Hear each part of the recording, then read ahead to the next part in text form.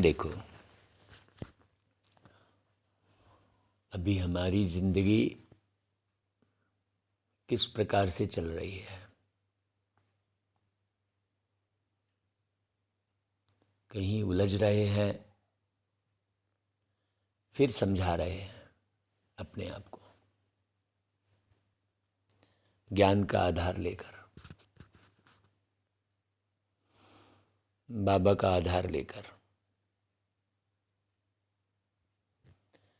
किसी उदाहरण का आधार लेकर। फिर प्रश्न में आते हैं, फिर समझाते हैं। तो प्रश्नों की संख्या क्या होती चली जा रही है?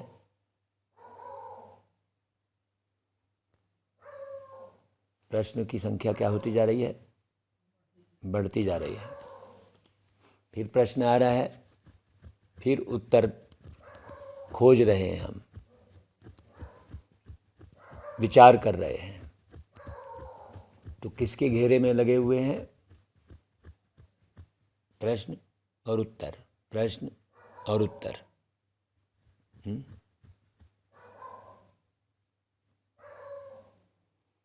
तो उसके कारण हमारा आधार क्या हो रहा है? बार बार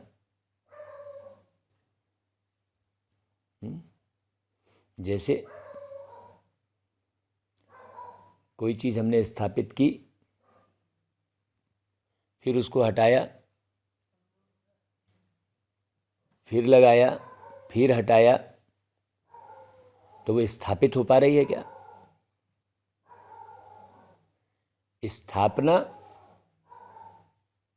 स्थापना करना मतलब स्थित हो जाना। जैसे भवन बनाया माने बन गया, बनेगा तो रहेंगे। तो बार बार बनाएंगे हैं, और फिर वो हट जाएगा, फिर बनाएंगे, तो बना कहाँ है ना? तो स्थापित होना है। अब मुझे अपने मन को समझाने की,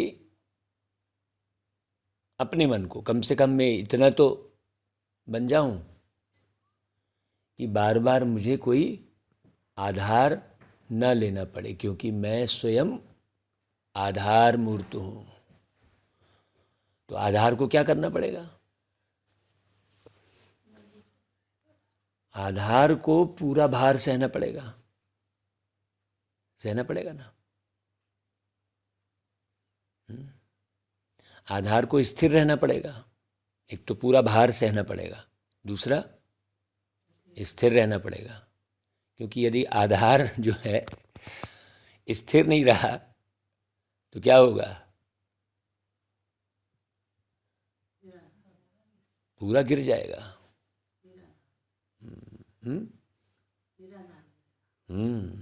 निराधार हो जाएगा वो, अगर स्थिर नहीं रहा तो।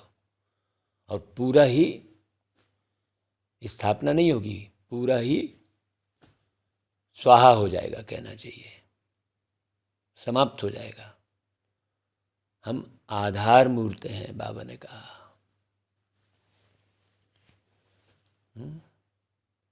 हमारे ऊपर पूरी सृष्टि टिकी हुई है। जब ये एहसास हो जाएगा तो अंदर में कितना उत्साह रहेगा। फिर कर्तापन का भाव नहीं रहेगा कि मैं ये कर रहा हूँ। फिर लोग कहेंगे, अरे वाह आप तो ये कर रहे हो। अच्छा अच्छा, मैं कर रहा हूँ क्या? आपको एहसास हुआ? जब कर्तापन का भाव समाप्त होगा तभी हम दुख हरता सुख करता बन पाएंगे। दुख हरता सुख करता बनने के लिए मैं ये कर रहा हूं नहीं,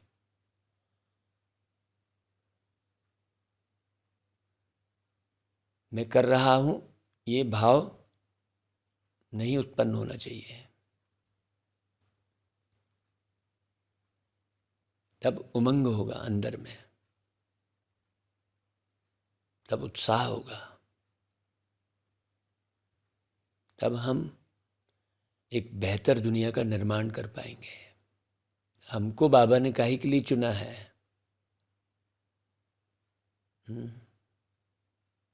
अभी पूरी दुनिया के निर्माण के लिए चुना है। मैं छोटे छोटे हैं, छोटी छोटी प्राप्ति और छोटे छोटे घाटे को नहीं सोचता बैठे रहूँगा। मैं एक व्यक्ति को नहीं देखता हुआ बैठा रहूँगा।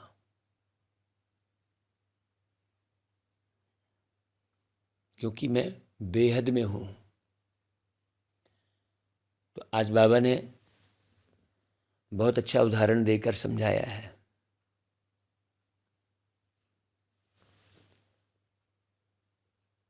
इकतीस दिसंबर 1993 को बाबा धरती पर आए।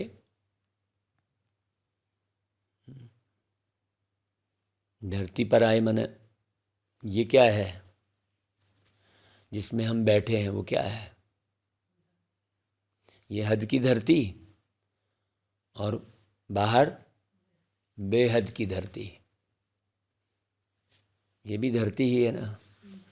जैसे धरती में 5 तत्व दिखाई दे रहे हैं, धरती में ही दिखाई दे रहे हैं, धरती से बाहर नहीं है। सब कुछ धरती में ही है, जितने भी तत्व हैं। तो बाबा भी बेहद का बाबा हम हदवासियों को समझाने के लिए एक हद की धरती पर आता है। जैसे किसी भी शहर में हम प्रोग्राम करने जाते हैं तो कोई एक स्थान चुनते हैं ना भाई, एक हद का पंडाल बनाते हैं। हद का पंडाल बनाते हैं, थोड़े से लोग आते हैं। वैसे ही बाबा, बेहद बाबा हद में आकर हमें बेहद की बात समझाते हैं। बाबा ने उदाहरण देकर बहुत अच्छी रीति समझाया है। जैसे दिसंबर में आए बाबा, तो बाबा ने कहा कि देखो, तुम जैसे नया वर्ष मनाते हो सारी दुनिया वाले, तो हद हो गई वो, और हम क्या मनाते हैं? नया युग मनाते हैं। वो नए वर्ष की बधाई देते हैं और हम नए युग की बधाई देते हैं। तो नए युग की बधाई मतलब बेहद की बधाई में रहना हमेशा है। हमेशा बेहद की बधाई में रह रहे एक दूसरे के बीच में, है ना भाई। तो नए वर्ष में सदा उमंग उत्साह में उड़ना और सर्व के प्रति महादानी वरदानी बन व्यर्थ को समाप्त करना। हाँ, व्यर्थ रंच मात्र भी नहीं आए। ऐसा क्यों नहीं? क्यों आएगा तो फिर ढेर सारे उत्तर ढूंढने पड़ेंगे। एक क्यों के पीछे कई क्यों लगती है, बाबा ने कहा। और क्यों आया ही नहीं, समाधान स्वरूप हमेशा, हर सरकमस्टांस में, हर व्यवहार में। क्योंकि किसी के भी सामने हम क्यों खड़ा करेंगे? है नहीं। तो आज नवयुग नई सृष्टि के रचता बाप दादा अपने नवयुग के आधार मूर्त बच्चों को देख रहे हैं। कौन कौन नहीं हिल रहा है? निगाह किस पर पड़ रही है बाबा की? हाँ, जो नहीं हिल रहा है बाबा देख रहे हैं। तो हम कितने आधार मूर्त हैं। बाप दादा के साथ साथ आप सभी बच्चे सदा सहयोगी हो, सदा, कभी कभी नहीं। इसलिए आप ही आधार मूर्त हो। दुनिया के हिसाब से आज का दिन वर्ष का संगम है। पुराना वर्ष जा रहा है, नया वर्ष आ रहा है? क्या जा रहा है, क्या आ रहा है? सूर्य तो वही है, चंद्रमा वही है, हवा वही है, सब कुछ वही है। नया क्या हुआ? नया तो कुछ नहीं होता है। तारीख बदल देते हैं हम, कैलेंडर बदल जाता है बस। और कैलेंडर में भी क्या बदलता है? वही तो कागज़ रहता है। सब कुछ वही रहता है। अब सूर्य को थोड़ी मालूम है कि ये तारीख है। चंद्रमा को थोड़ी पता है कि मतलब इतने बज गए हैं?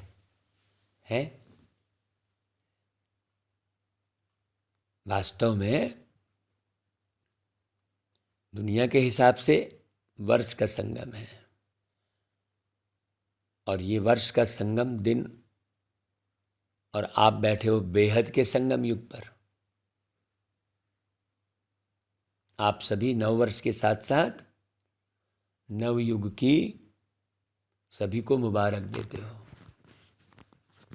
जैसे हमने लिखा था ना भाई, वो 40 फीट के शिवलिंग के साथ साथ चारों युगों में प्रेम बांट सको, इतना बड़ा दिल भी बनाओ।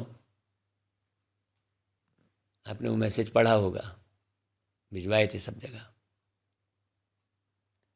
तो हम केवल 40 फीट का ही बस शिवलिंग दिखा रहे हैं। हमने गुफा बनाई और सारे जो है 12 ज्योतिर्लिंग दिखाए, तो वो तो तब देख ही रहे हैं दुनिया वाले हैं। हमको दिखाना क्या है वास्तव में? समझाना क्या है? समझाना कैसे है? और बनकर दिखाना।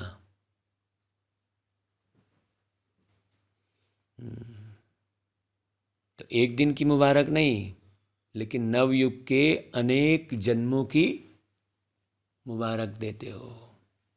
इस संगम पर अच्छी तरह से अनुभव करते हो भाई, अच्छी तरह से, कि इस समय हम ब्राह्मण आत्माओं का नया जीवन है।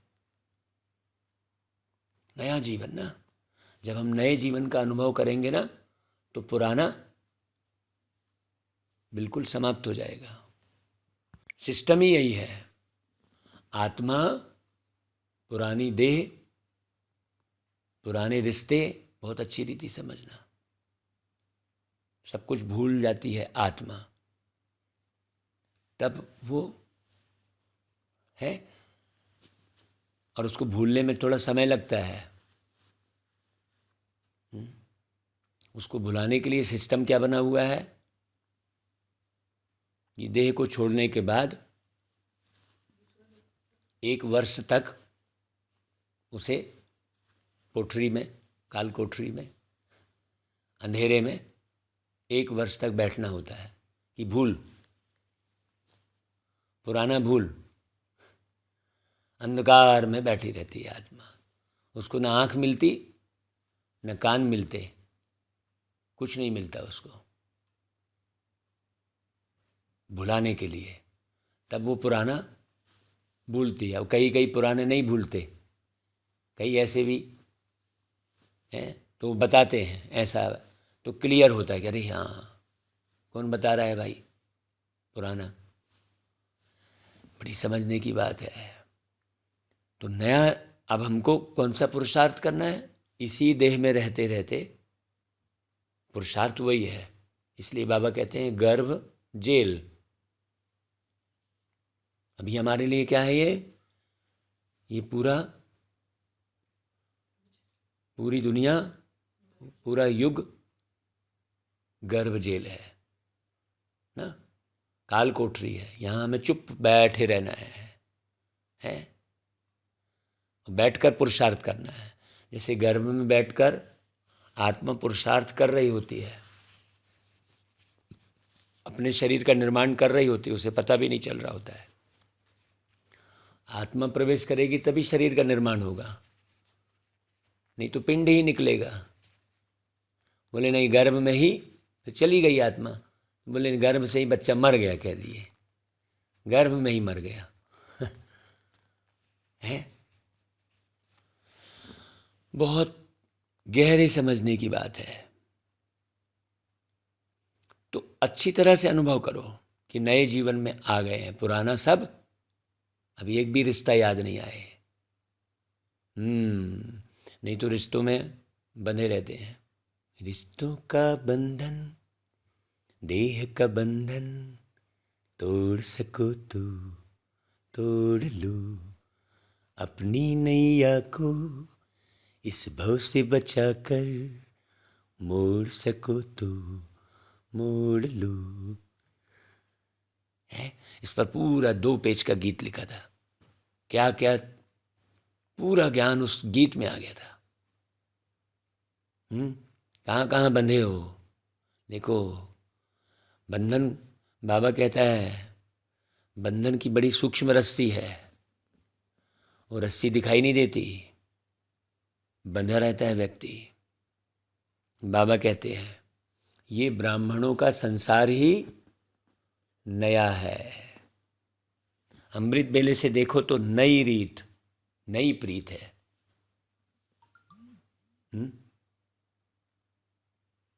सोचो क्या बोल रहे हैं बाबा। अमृत बेले से देखो तो नई रीत, नई प्रीत, मतलब पुराना सेकंड भी बीता उसको छोड़ दो। नहीं हम तो कई बरस पहले का भी लेके बैठे रहते हैं। अनुभव सुना लेना अलग बात हो गई। भाई हमने निर्माण के लिए कोई बात का उपयोग किया कि हलचल के लिए किया। आपकी किसी बात से हलचल हुई या निर्माण हुआ, ये बारीक गौर करने की बात है। स्थिरता की पूरी मुरली स्थिरता पर है।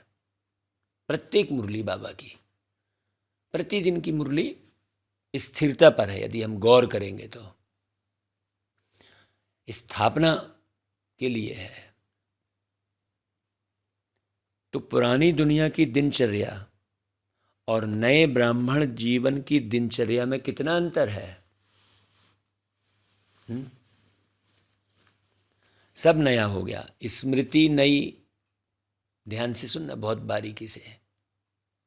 स्मृति नई, देखो है क्या स्मृति, नई स्मृति प्रति सेकंड है। वृत्ति नई है, वृत्ति नई। वृत्ति किससे बना है, व्रत से। वो व्रत बोलते हैं, एक व्रत मतलब पक्का करना, व्रत, और एक व्रत मतलब चक्र है, गोला है। तो मेरे अंदर एक भी संकल्प आया तो वो सर्कल एक घूमा ना। एक भी संकल्प आया तो बारीकी ध्यान देना, दृष्टि नहीं, सब बदल गया ना। और नया जीवन कितना प्यारा लगता है। अरे भाई वैसे भी नई चीज़ सबको बहुत प्यारी लगती है। तो आप हमेशा नए बने रहोगे तो प्यारे लगोगे, आकर्षित करेंगे आप, हैं। पुरानी चीज़ छोड़ना चाहते हैं और नई चीज़ लेना चाहते हैं। तो इस समय का यह छोटा सा नया संसार है। संसार भी नया और संस्कार भी नए ना। अब मानवीय संस्कार से बदल दैवी संस्कार हो गए। मानवीय संस्कार में, मानवीय में माँ शब्द आ रहा है, माने मांगने वाले संस्कार, और दैवी संस्कार में दे शब्द आ रहा है पहला, माने देने वाले संस्कार। देखो है ना भाई। तो नए संस्कार हो गए ना, माने मांगने वाले संस्कार खत्म, प्रेम मांग रहे, अच्छी दृष्टि ढूंढ रहे। नहीं, हम क्यों ढूंढे अच्छी दृष्टि भाई? हम ढूंढे क्यों? हमको तो ऊंचे से ऊंची दृष्टि से देखने वाला हमें कौन मिला? बाबा मिल चुका है। तो अब हम यहाँ कुछ ढूंढेंगे नहीं, कि सम्मान ढूंढेंगे, कि सुविधा ढूंढेंगे, कि कुछ नहीं ढूंढेंगे। हाँ, तुम ही से खाऊं, तुम ही से बैठूं, तो फिर तुम ही से खाऊं मतलब जो आया भाई मुझे तो निर्माण करना है।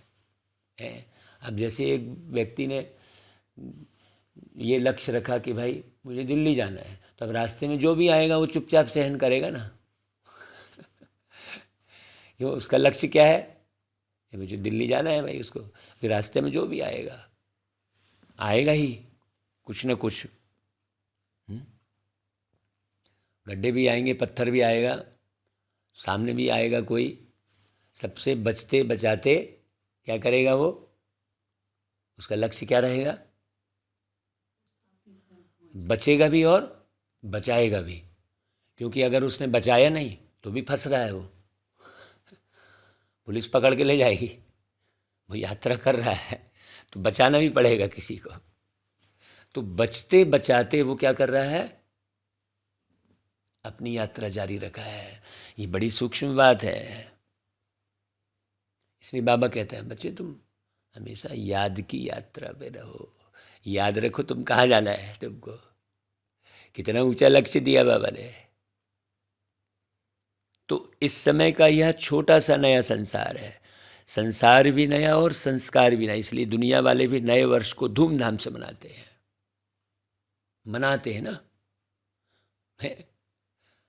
मनाते हैं ना, एक दूसरे को मनाते हैं। भैया बधाई, तो वही बोल रहा है हाँ बधाई। तो क्या हो रहा है? एक दूसरे को क्या कर रहे हैं? मना रहे हैं ना। खुशियां ही बांट रहे हैं ना। तो मनाने का अर्थ है उमंग उत्साह में आना। उत्साह होता है, इसलिए मनाने के दिन को क्या कहते हैं? उत्सव कहा जाता है। क्योंकि उत्साह रहता है इसलिए उसको क्या कहा जाता है? उत्सव। उत्साह से ही एक दो को बधाइयाँ वह मुबारक देते हैं, वह ग्रीटिंग्स देते हैं, है ना, सजाते हैं, फूल बनाएंगे। वो ग्रीटिंग्स में क्या क्या बनाएंगे? ग्रीटिंग में कोई कीचड़ थोड़ी बना देते हैं। फूल बनाते हैं, प्रकृति बनाते हैं, सुंदर सी सूर्य उग रहा है, बढ़िया ऐसा दृश्य बनाते हैं ग्रीटिंग्स में, है ना भाई? बनाते हैं ना। आप ब्राह्मण आत्माओं के लिए हर दिन उत्सव है। क्यों? क्योंकि हमें को क्या मिला है? वो एक दिन रहेगा उनका, एक दिन। दूसरे दिन फिर बोझा शुरू हो जाता है। सदा उत्सव अर्थात उमंग उत्साह में रहते हो। यह उमंग उत्साह ही ब्राह्मण जीवन है। अभी देखो, सुनो आप अच्छे से। बाबा ने ब्राह्मण जीवन किसको बोला? ड्रेस कोड को थोड़ी बोला है। ड्रेस कोड को बोला क्या? ब्राह्मण जीवन किसको बोला? उमंग उत्साह को ब्राह्मण जीवन बोला। यदि उमंग उत्साह नहीं है, नर्वस है, निंदाचारी में है, क्रिटिसाइजपन में है, तो वो ब्राह्मण नहीं है। ना वो ब्राह्मण जीवन कहलाएगा। बहुत अच्छी रीति समझना। चालाकी खेल रहे हैं, अंदर कुछ बाहर कुछ, तो वो तो जनरली जो है, जनरल व्यक्ति से भी क्या हुआ कि पाकर भी जिसने पाकर भी उस स्वरूप को नहीं बनाया, तो क्या कहलाए? दुनिया वालों से भी गई बीते कहलाए ना। समझना बहुत अच्छे से। दुनिया की रीति प्रमाण विशेष दिन को मनाते हो, है? दुनिया की रीति प्रमाण नया वर्ष मनाएंगे, नहीं तो लोग कहेंगे अरे यार ये देखो, ये तो सब लोग बढ़िया मस्त उमंग उत्साह मना रहे हैं, चुप बैठे हैं। वहाँ भी डिससर्विस होती है ना भाई? नहीं, हम दिवाली नहीं मनाएंगे, हम होली नहीं मनाएंगे। नहीं, हमको मनाना पड़ेगा ना भाई दुनिया के हिसाब से, लेकिन हम कैसा मनाएंगे? हमारी अवस्था कैसी रहेगी उस समय? दुनिया की रीति तो मनाते हो, आज मनाने के लिए इकट्ठे हुए हो ना भाई, लेकिन आपका नव युग नया जीवन है। आपके अंदर कौन सा उमंग उत्साह है? हाँ, अंदर कौन सा उमंग उत्साह है? नए युग का, बेहद का पाया है हमने, बेहद का। ऐसे नहीं कि 2 तारीख हो जाएगी तो उमंग उत्साह खलास हो जाएगा है कि नहीं भाई? तो उमंग उत्साह या 1 मास गया तो खत्म हो जाएगा है। उनका तो 1 मास गया तो नया वर्ष का उमंग खत्म, दूसरे दिन ही खत्म हो जाएगा। हर दिन उमंग उत्साह बढ़ता जाता है, कम नहीं होता भाई। ऐसे है ना, पूछ रहे बाबा, है ऐसे कि अपने अपने स्थान पर जाएंगे तो उत्साह खत्म हो जाएगा? नहीं, मधुबन में ही उत्साह रहेगा बस, बाहर फिर है। तो स्थान विशेष में यदि उत्साह रहा तो फिर आप कब तक लटके रहोगे एक स्थान में? सोचो, कब तक रहोगे? कहीं भी व्यक्ति सदा रहता ही नहीं है, ना वो अपने घर में सदा रह सकता, न किसी स्थान पे सदा रह सकता है। समय बदलता है। अभी यहाँ आए हैं, वो तारीख आएगी, चले तो हम यहाँ उलझ गए, नहीं वहाँ ठीक था, वहाँ ठीक था, ये करते रहे मान लो। नहीं, हम हर स्थान को मधुबन बनाएं, हर स्थान को हमें मधुबन बनाना है। हर स्थान को, माने हम बेहद के हैं ना भाई, हम 1 तारीख 2 तारीख वाले नहीं हैं, 1 महीना 2 महीना वाले नहीं हैं। हम हर घड़ी उमंग उत्साह की है, क्योंकि उमंग उत्साह ही आप ब्राह्मणों की उड़ती कला के पंख हैं। एक उमंग और दूसरा उत्साह, 2 पंख। उमंग माने ज्ञान हो गया और उत्साह माने योग हो गया। अब सोचो,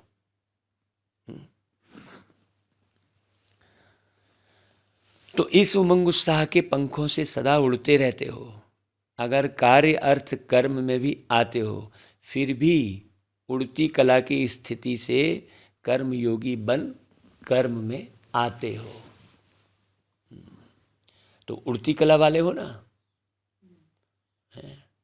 जैसे हमने कहा भाई, हम तो आपके तारीख आपके समय पर नहीं चलेंगे, हम तो यहाँ 12 बजे चालू कर देंगे भाई। एक आए तो, और एक भी नहीं आए तो हवा को सुनाएंगे क्योंकि अब हवा भी सहयोग करेगी, तब जाएगी ही आवाज़। तो ये इंतज़ार थोड़ी करेंगे, जब हमने इंतज़ाम किया तो इंतज़ार करते थोड़ी बैठे रहेंगे। बताओ, कोई भी आया, किसी का इंतज़ार करेंगे तो आप बैठे ही रह जाएंगे। अब चालू कर दिए तो हम तो चालू कर दिए, अब तुम आओ, फिर आए कि नहीं आए सोचो भाई, भगवान की लीला समझ में आती है, इंसान की समझ में ही नहीं आती।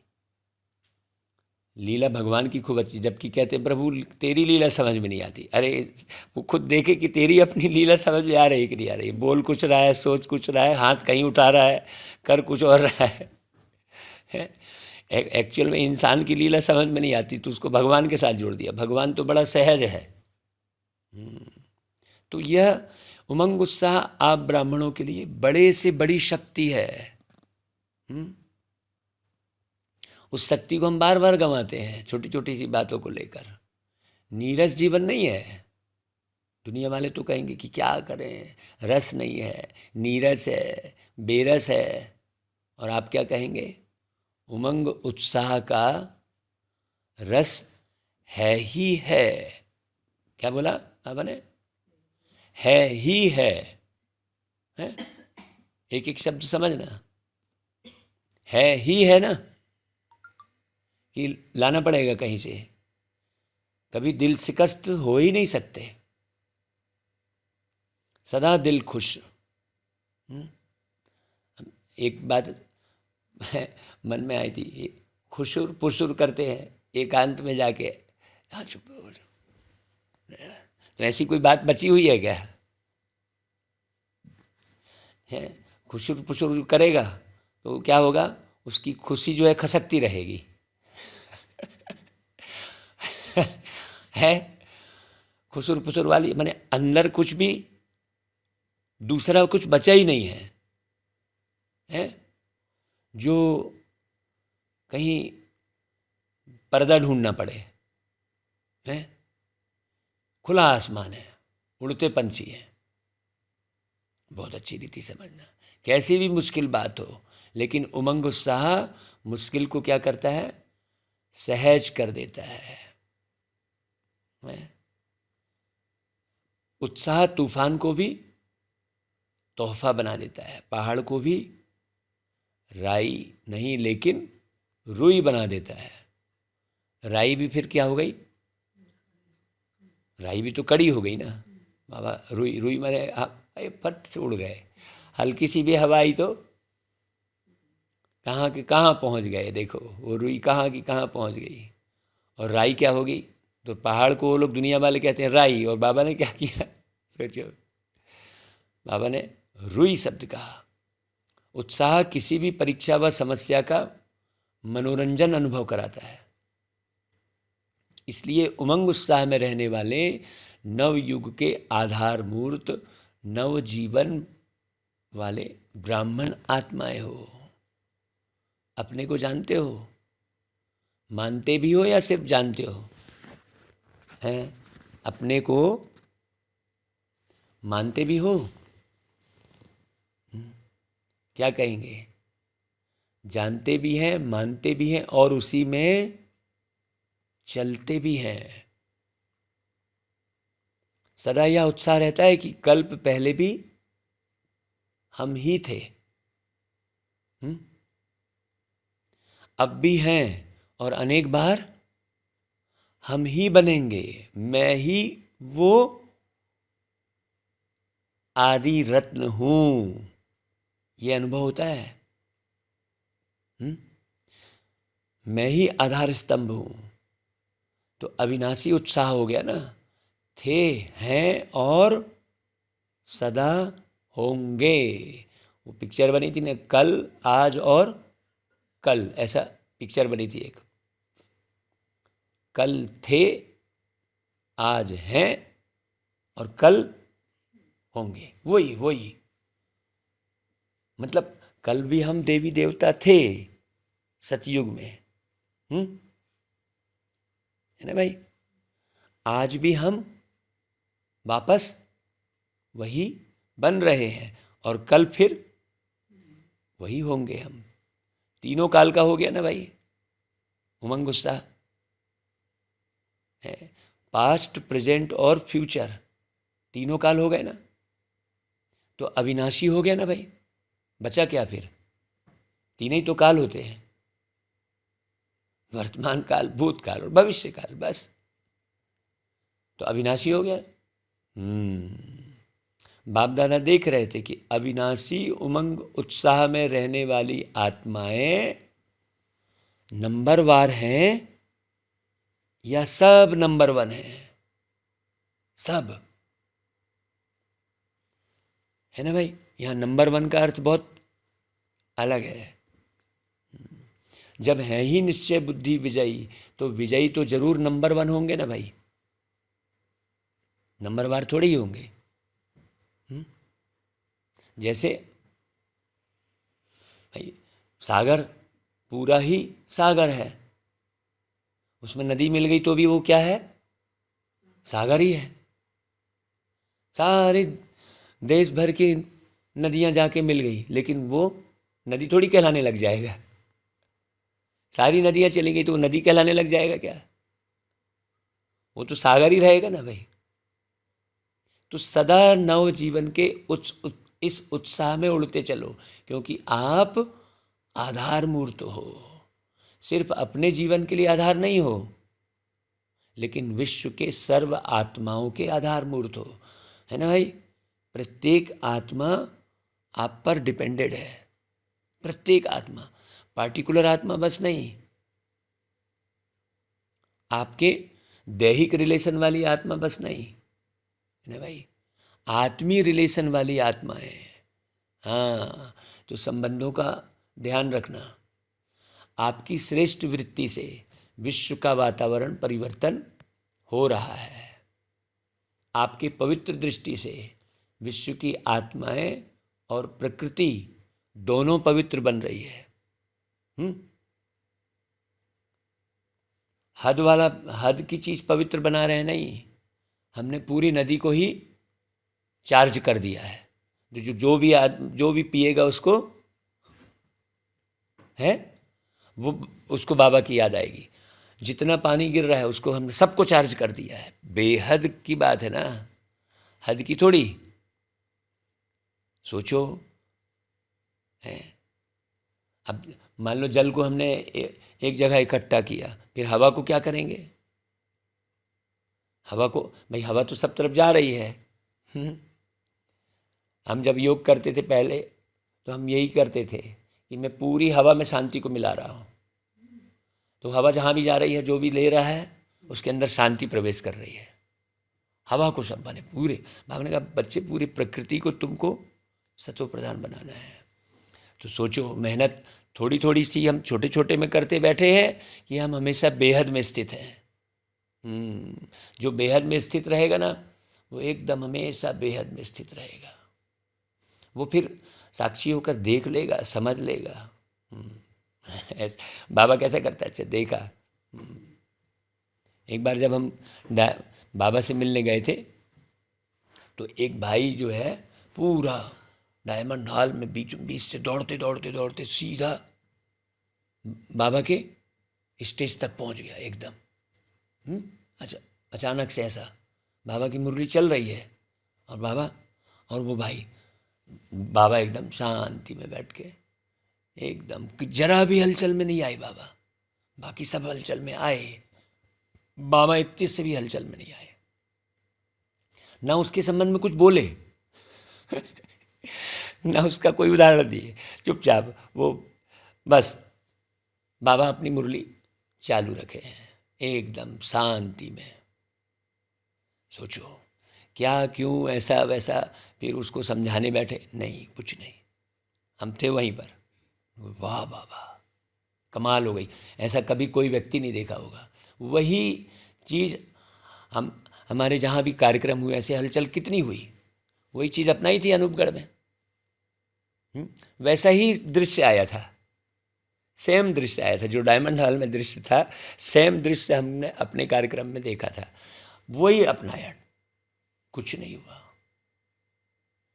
कोई विघ्न काम नहीं आया। और बल्कि वहाँ एक क्या, तीन तीन फिर प्रोग्राम बने आगे।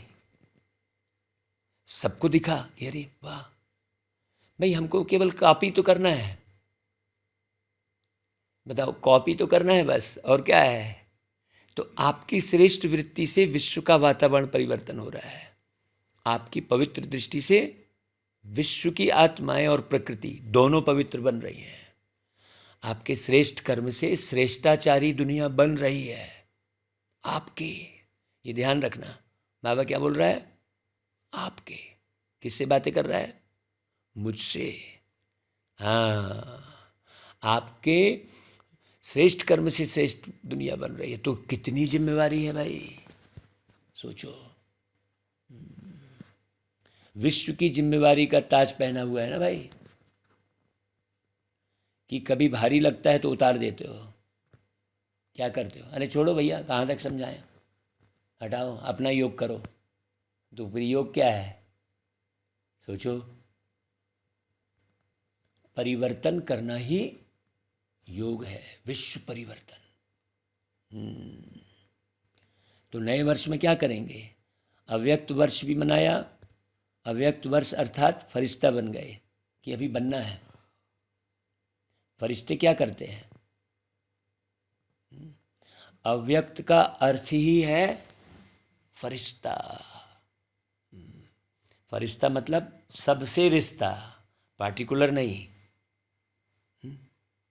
फरिश्ता मतलब किसी से रिश्ता नहीं, ऐसा नहीं है? फरिश्ता मतलब फर्श से रिश्ता। फर्श से रिश्ता मतलब किससे? फर्श में रहने वालों से रिश्ता, ऐसा थोड़ी कि इस फर्श से रिश्ता नहीं, हमें इसी फर्श को ही तो परिवर्तित करना है, और क्या परिवर्तित करेंगे। बाकी तो सब अपना ही, सब अपने अपनी जगह स्थापित हैं। सूर्य चांद सब अपनी जगह स्थापित हैं। सूरज न बदला, चांद न बदला, न बदला रे आसमान। बदला कौन है? इंसान। तो अव्यक्त वर्ष सदा ही है ना भाई। फरिश्ता बने ना कि नहीं?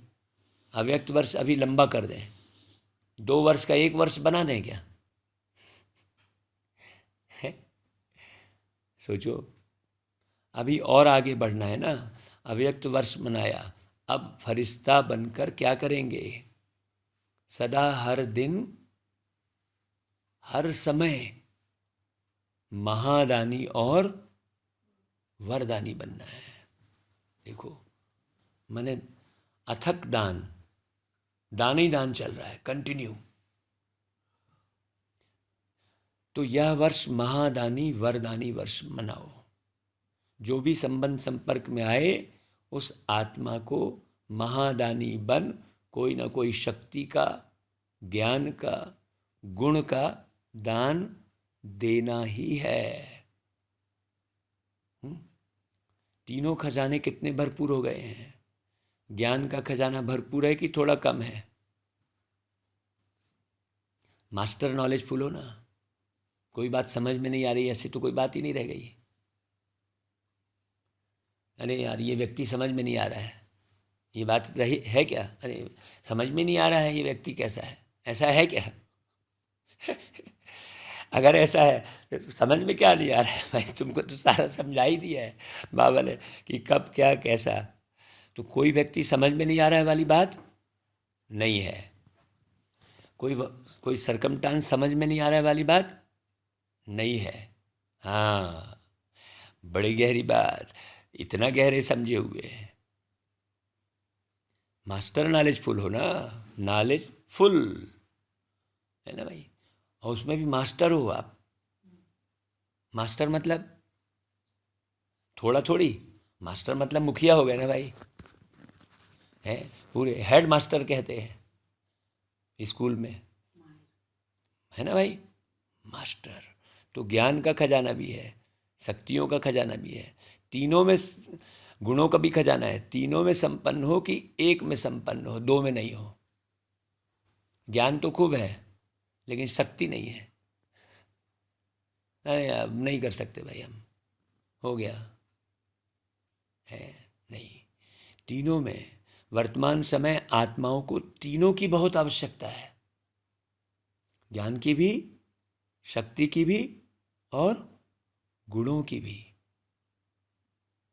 सारे दिन में कोई ना कोई दान देना ही है, चाहे ज्ञान, चाहे शक्ति, चाहे गुण, लेकिन देना ही है।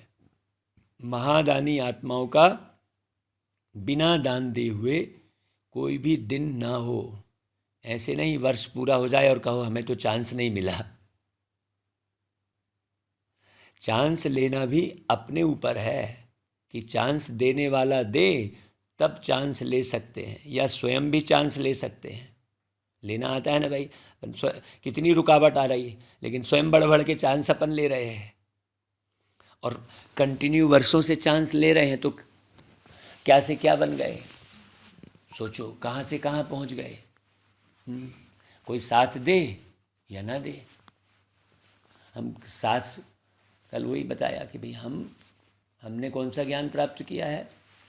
कल्प वृक्ष का ज्ञान प्राप्त किया है। तो वृक्ष क्या होता है? सहारा नहीं ढूंढता। सहारा क्या ढूंढती है? बेल सहारा ढूंढती है। तो जो सहारा ढूंढता है वो कितने दिन जिंदगी जीता है? बेल कितने दिन रहती है? खूब छलछलाई दिखेगी, वृक्ष से ज़्यादा दिखेगी वो जो बेल है, वृक्ष से ज़्यादा छलछलाई दिखेगी, लेकिन उसकी आयु कितनी और उससे प्राप्ति कितनी। और वृक्ष, तो हमने ज्ञान किसका लिया है? कल्प वृक्ष का ज्ञान लिया है। एक दिन के वृक्ष का ज्ञान नहीं है, 1 महीने का वृक्ष के ज्ञान नहीं है, कल्प वृक्ष का ज्ञान है। मतलब पूरे 5000 साल। सोचो, कल्प 5000 साल मिलाकर एक कल्प बनता है। कल्प ही बेहद है ना, तो हमको पूरी सृष्टि का ज्ञान हो गया, कब कैसे मनुष्य होंगे, तो अब मूंझने की कहीं ज़रूरत ही नहीं है, मूंझने की कहीं ज़रूरत नहीं है। कहाँ कैसे मनुष्य होंगे ये सब बता दिया बाबा ने। सतयुग में कैसे मनुष्य, त्रेता युग में कैसे मनुष्य, द्वापर में कैसे मनुष्य, सब तो बता दिया है बाबा ने, हैं। सोचो, तो हमको देखना सदैव किसको है? कृष्ण को देखना है, बस। कृष्ण माने किस कृष्ण को देखना है? कोई अदर है क्या कृष्ण? सोचो सोचो, किस कृष्ण को देखना है? तो ऐसा नहीं चांस दे कोई तो लेवे, कोई देवे तो लेना आता है, कोई चांस नहीं देगा तो क्या करेंगे? सोचो, देखते सोचते रहेंगे क्या? हाँ देखो, कल हम वही बात सुना रहे थे ना कि भाई देखते सोचते नहीं बैठना है, चलना है, आगे बढ़ना है। भाई आप सही कर रहे हैं ना, आपके अंदर स्वार्थ नहीं है ना, किसी भी किस्म का स्वार्थ नहीं है। तो सारे दिन में चाहे ब्राह्मण आत्माओं के चाहे अज्ञानी आत्माओं के संबंध संपर्क में तो आते ही हो ना। तो जिसके भी संबंध संपर्क में आओ उनको कोई ना कोई दान अर्थात सहयोग दो। दान शब्द का रूहानी अर्थ क्या है? सहयोग देना।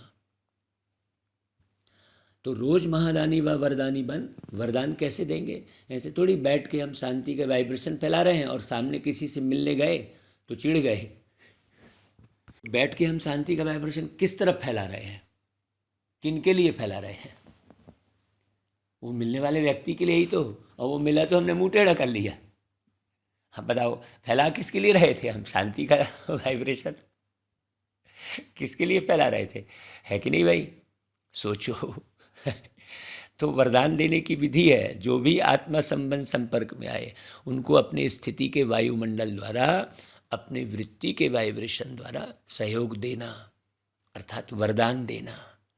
कैसी भी आत्मा हो, गाली देने वाली भी हो, निंदा करने वाली हो, लेकिन अपनी शुभ भावना शुभ कामना द्वारा, वृत्ति द्वारा, स्थिति द्वारा ऐसी आत्मा को भी गुणदान या सहनशीलता की शक्ति का वरदान दो। आपको पता भी नहीं चले कुछ भी। अगर कोई क्रोध अग्नि में जलता हुआ आपके सामने आए तो आग में तेल डालेंगे या पानी डालेंगे? पानी डालेंगे ना भाई, कि थोड़ा तेल का छींटा भी डालेंगे? अगर क्रोधी के आगे अपने मुख से क्रोध नहीं किया, मुख से तो शांत रहे, लेकिन आँखों द्वारा, चेहरे द्वारा क्रोध की भावना रखी, तो भी तो तेल के छींटे डाले हैं। मुँह टेढ़ा किए, बोल नहीं पा रहे हैं कुछ, संकल्प दूसरे चलाने लग गए। सोचो, क्रोधी आत्मा परवश है, तो रहम के शीतल जल द्वारा वरदान दो। तो ऐसे वरदानी बने हो है? नहीं, वरदान हम जो मुरली में आता है वरदान, उसी को वरदान समझ रहे हैं बस खाली, है लास्ट में वो पूरी मुरली ही वरदान है भाई, है पार्टिकुलर 4 लाइन वरदान थोड़ी है। सोचो,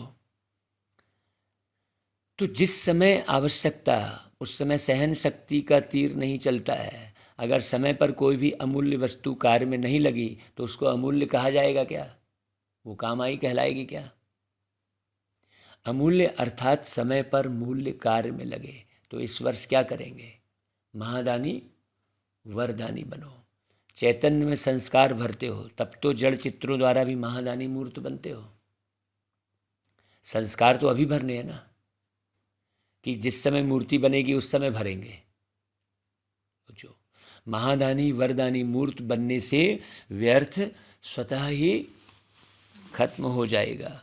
क्योंकि जो महादानी है, वरदानी है, दूसरे को देने वाले दाता हैं, तो दाता का अर्थ ही है समर्थ। समर्थ हो तब तो दे पाओगे आप, है? तो दाता का अर्थ क्या हुआ? समर्थ। तो जहाँ समर्थ है वहाँ व्यर्थ स्वतः ही खत्म हो जाता है। समर्थ स्थिति है स्विच ऑन होना, हमेशा चार्ज में। हमें करना पड़ रहा है, नहीं। जैसे इस स्थूल लाइट का स्विच ऑन करना अर्थात अंधकार को समाप्त करना, ऐसे समर्थ स्थिति अर्थात स्विच ऑन करना। तो स्विच ठीक है या कभी ठीक कभी लूज हो जाता है या फ्यूज हो जाता है। ऑन करना तो आता है ना। आजकल तो छोटे छोटे बच्चे भी स्विच ऑन करने में होशियार होते हैं। टीवी का स्विच ऑन कर देते हैं ना, रिमोट दबा के है। तो स्विच ऑन होने से एक एक व्यर्थ संकल्प को समाप्त करने की मेहनत से छूट जाएंगे।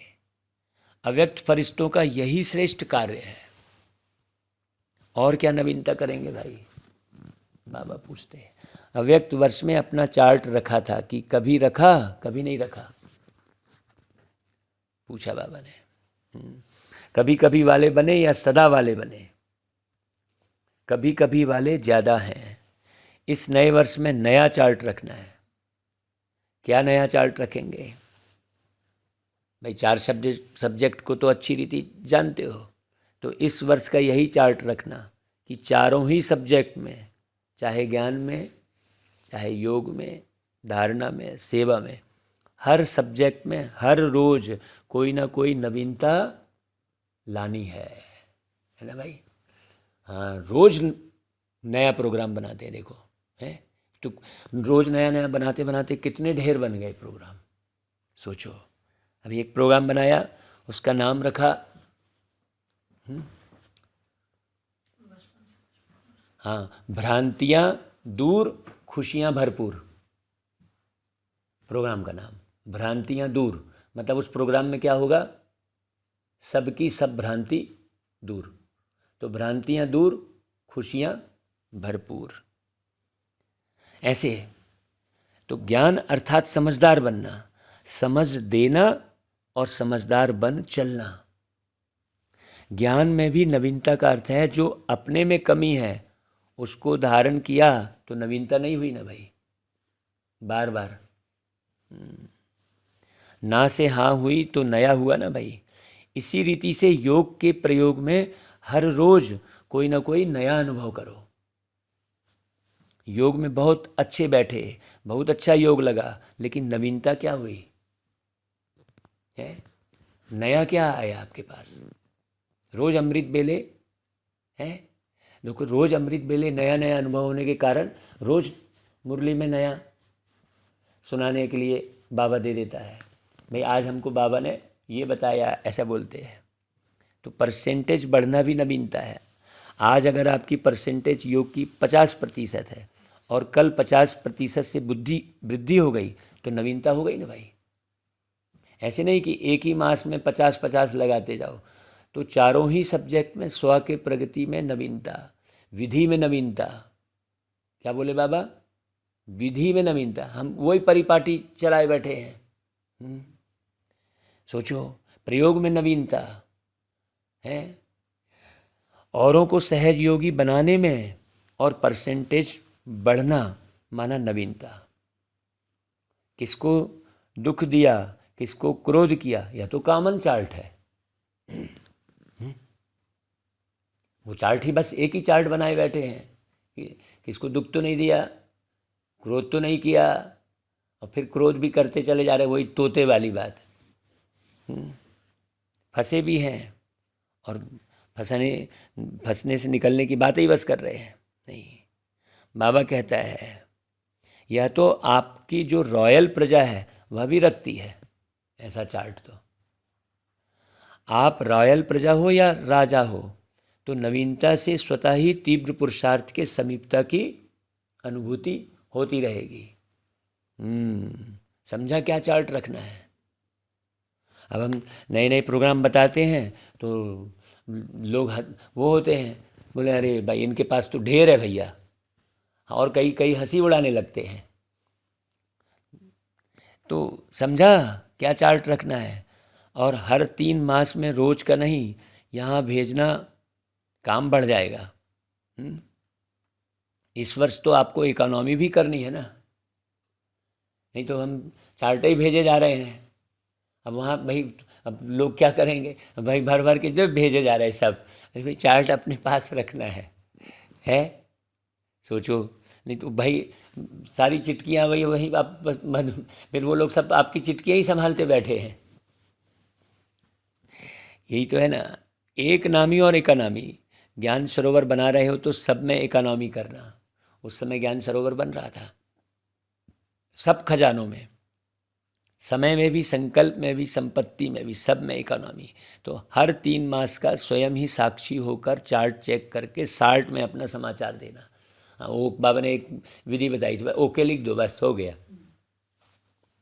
हर 3 मास में देखना प्रगति है या जैसे हैं वैसे ही हैं। देखो, अपनी जांच करो, जैसे थे वैसे ही हैं। गिरती कला में तो जाना नहीं है ना भाई, लेकिन ऐसा भी नहीं है कि जैसा है वैसा ही हो। पुरुषार्थ में मिड ग्रेड नहीं बनना। मिड ग्रेड अच्छा लगेगा क्या? ऐसे नहीं कहना कि चाहते तो थे लेकिन क्या करें, क्या क्या नहीं कहना। ब्राह्मणों की यह भाषा नहीं है कि क्या करें, कैसे करें, ऐसा करें, वैसा करें, लेकिन दूसरों को भी सहयोग देंगे कि ऐसे करो। समझा क्या चार्ट रखना है ना भाई। अब देखेंगे कौन कौन क्या क्या करता है। बाप दादा स्नेह के कारण नाम अनाउंस नहीं करते हैं। किसने क्या क्या किया जानते तो है ना बाबा। बाबा तो सब जानते हैं ना भाई, और हर बार बिल्कुल प्रैक्टिकल में दिखता है। हर जगह आजकल टीवी का फैशन है। बाप दादा के पास भी टीवी है। बाप दादा जानते हैं जो पिछले वर्ष काम दिया वो किसने कितना किया। नाम अनाउंस करें तो हाफ कास्ट कितने रहे, फुल कास्ट कितने रहे। दुनिया में नाम अनाउंस कर देते हैं तो बस उसी नाम के चक्कर में फंसे रह जाते हैं। बाबा चुपचाप चित्रगुप्त है, गुप्त रीति चुपचाप नोट हो रहा है, सब नोट हो रहा है। आप जो कर रहे हो, आप जो सोच रहे हो, आप जो देख रहे हो, सब नोट हो रहा है। तो इस वर्ष महादानी वरदानी मूर्त स्वयं प्रति भी और सर्व प्रति भी बनो, और हर रोज कोई ना कोई नवीनता अर्थात प्रोग्रेस अवश्य करो। परसेंटेज बढ़नी चाहिए। तो ये हुआ स्व के पुरुषार्थ के प्रति। सेवा में क्या करेंगे? सेवा में भी नवीनता लानी है ना भाई। मेले भी बहुत कर लिए, प्रदर्शनियाँ तो अनगिनत कर ली, सेमिनार कॉन्फ्रेंस भी बहुत की। अभी आवाज़ बुलंद करने वाले माइक तो तैयार करने ही है, लेकिन उसकी विधि क्या है? सोचो, बाबा मुरली में सब स्पष्ट कर रहे हैं, लेकिन सोचो हमें तो नया करना है ना भाई। वैसे पहले भी सुनाया है लेकिन किया कम है। अभी भागवत करते करते सुबह की एक्सरसाइज ऐड किए हैं, भोजन ऐड किए, पंचांग नया निकाले, ये पावर ऑफ माइंड, ये वो कृष्ण जी का भैया आपने सुनी ही नहीं, स्पष्ट बता दिए। अभी तक आपने सही कथा सुनी ही नहीं है। अच्छा, समझ में आएगा ना भाई लोगों को तब तो बाबा कहते हैं कि पहले भी सुनाया है लेकिन किया कम है, बाबा ने कहा। बाबा कहते हैं सेवा की रिजल्ट में देखा गया है कि बड़े निमित्त आत्माओं को समीप लाने के पहले, चाहे कोई नेता है, चाहे कोई बड़े इंडस्ट्रियलिस्ट है, चाहे कोई बड़े ऑफिसर हैं, लेकिन उन्हों को समीप लाने का साधन है उन्हों के सेक्रेटरी को अच्छी तरह से समीप लाओ। देखो भला क्या गहरी बात बोल रहे बाबा। सोचो, आप लोग बड़ों के ऊपर टाइम देते हो और वो अच्छा अच्छा कहकर फिर सो जाते हैं। उन्हों को फिर जगाने के लिए इतना टाइम तो मिलता नहीं, ना वो देते हैं, ना आप जा सकते हो। इसलिए सेक्रेटरी जो होते हैं वो बदलते भी नहीं हैं, बड़े तो सब बदल भी जाते हैं। आज एक मिनिस्टर की सेवा करते हो और कल वो प्रजा बन जाता है। सेक्रेटरी काफ़ी सहयोगी बन सकते हैं।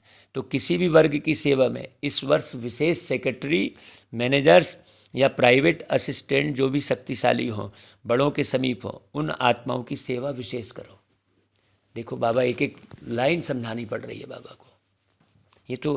ये तो सिंपल समझने की बात है भाई, कि आप किसी के बड़े के पीछे भागोगे तो भागते ही रह जाओगे, कुछ नहीं मिलेगा आपको, है कि नहीं। वो भवन बन जाएगा लेकिन मन का निर्माण तो होगा ही नहीं। हमारा लक्ष्य भवन निर्माण थोड़ी था, भवन तो वो विलास में टूट ही जाएगा। हमारा लक्ष्य मन के निर्माण का था। बाबा ने लक्ष्य क्या दिया था? मन के निर्माण का लक्ष्य दिया था। भवनों की संख्या बढ़ाने के लिए थोड़ी है, सोचने की बात है, अशरीरी की बात है। यहाँ तो अशरीरी की बात है। हम जुगाड़ किसका कर रहे हैं? शरीर का कर रहे हैं, अशरीरी का जुगाड़ तो किया ही नहीं। दूसरी बात, पहले भी इशारा दिया था कि वर्तमान समय कम खर्चा और नाम वाला। अब खर्चा कितना हो जा रहा है? ढेर। हाँ, उसकी विधि है कि जो भी छोटी या बड़ी संस्थाएं हैं, एसोसिएशंस हैं, उन्हों से संबंध संपर्क रखो, बनी बनाई स्टेज पर नाम वाला करो। कम खर्च वाला, खर्चा नाम वाला, है ना भाई? औरों की स्टेज है। आज स्कूलों में जा रहे हैं, लोग बुला रहे हैं, कॉलेज में जा रहे हैं ना भाई, लोग अपनी गाड़ी लेकर भेज रहे हैं। हाँ जाओ भाई, उनको लेकर आओ। हो रही है ना सेवा? देखो, लेकिन हम भाई उसको शो भी नहीं करना है ना, है? मालूम पड़ रहा है। हाँ, क्या करा रहा है बाबा? बाबा कहते हैं करते तो हो, लेकिन और तीव्र गति से। हर देश में या हर गांव में या हर जिले में जो भी भिन्न भिन्न प्रकार के एसोसिएशंस हैं या बहुत वर्ग के कार्य करने वाले हैं, कॉन्फ्रेंस करने वाले हैं या सम्मेलन करते हैं, तो बनी बनाई स्टेज पर संदेश दो। तो समय और मेहनत दोनों बच जाएगी। अभी इसको तीव्र गति से लाओ। चेक करो कि जिस देश के या जिस स्थान के निमित्त बने हैं, उस स्थान की कोई भी संस्था वंचित नहीं रह जाए, क्योंकि वर्तमान समय वायुमंडल परिवर्तन हो गया है? तो अभी गौ संस्था से जुड़े देखो, कार्ड लेकर आए ना भाई, हैं? कुछ भी नहीं बातचीत किए, तो वहाँ प्रभाव क्या चला, क्या पड़ा? देखो, सेवा तो ऑटोमेटिक हो गई खाली पहुँच जाने से, है? तो बहुत गहरी समझने की बात है। अभी डर कम है, स्नेह ज़्यादा है। अच्छा मानते हैं, अच्छा बनते नहीं हैं, लेकिन अच्छा मानते हैं। इसलिए इस दो प्रकार की सेवा को अंडरलाइन करो, तो सहज माइक तैयार हो जाएंगे। अभी माइक तो हमको तैयार करना है, हम ही माइक बने बैठे हैं। नहीं भाई, नया वर्ष शुरू किया है तो नई विधि और नया विधान भी चाहिए ना। इस नए वर्ष का अमृत बेले सदा यह स्लोगन इमर्ज करना कि सदा उमंग उत्साह में उड़ना है और दूसरों को भी उड़ाना है। बीच बीच में चेक करना है, ऐसे नहीं कि अमृत बेले चेक करो और सारा दिन मर्ज कर दो, है? फिर रात को सोचो कि आज का दिन तो ऐसे ही नहीं रहा। नहीं, बीच बीच में चेक करो, इमर्ज करो कि उमंग उत्साह के बजाय कोई और रास्ते पर तो नहीं चले गए। उड़ती कला के बजाय और किसी कला ने तो अपनी तरफ आकर्षित नहीं किया। अच्छा भाई, चारों ओर के नव जीवन अनुभव करने वाले सर्व ब्राह्मण बच्चों को, सदा नवयुग के आधार मूर्त श्रेष्ठ आत्माओं को, सदा संकल्प बोल और कर्म द्वारा महादानी वरदानी आत्माओं को, सदा स्वयं की स्थिति द्वारा औरों की परिस्थिति को भी सहज बनाने वाली समर्थ आत्माओं को, सदा हर दिन स्वयं में प्रगति अर्थात नवीनता अनुभव करने वाले समीप आत्माओं को, सदा एक नामी और एकानामी करने वाले बाप समान समीप आत्माओं को बाप दादा का याद प्यार और नमस्ते। अच्छा भाई, वरदान, तन को आत्मा का मंदिर समझ उसे स्वच्छ बनाने वाले नंबर 1 श्रेष्ठ ब्राह्मण आत्मा भाव। गीत गाए ना, तन है मंदिर तू है मूरत, वस्तु वैभव भुला दे, सुख शांति वो लुटा रहे हैं, दिल में अपने संभाले। कहे था ना भाई, तन है मंदिर और तू है मूरत। ये बहुत गहरी बात है। तो हम ब्राह्मण आत्माएं सारे कल्प में नंबर 1 श्रेष्ठ आत्माएं हैं, हीरे तुल्य हैं। इस स्मृति से तन को आत्मा का मंदिर समझकर स्वच्छ रखना है। हाँ, तन को भी स्वच्छ रखना है। जितनी मूर्ति श्रेष्ठ होती है उतना ही मंदिर भी श्रेष्ठ होता है। तो इस शरीर रूपी मंदिर के हम ट्रस्टी हैं। यह ट्रस्टीपन आप ही स्वच्छता व पवित्रता लाता है। इस विधि से तन की पवित्रता सदा रूहानी खुशबू का अनुभव कराती रहेगी। अच्छा भाई, स्लोगन, रूहानियत में रहने का व्रत लेना ही ज्ञानी तू आत्मा बनना है। अच्छा भाई, ओम शांति।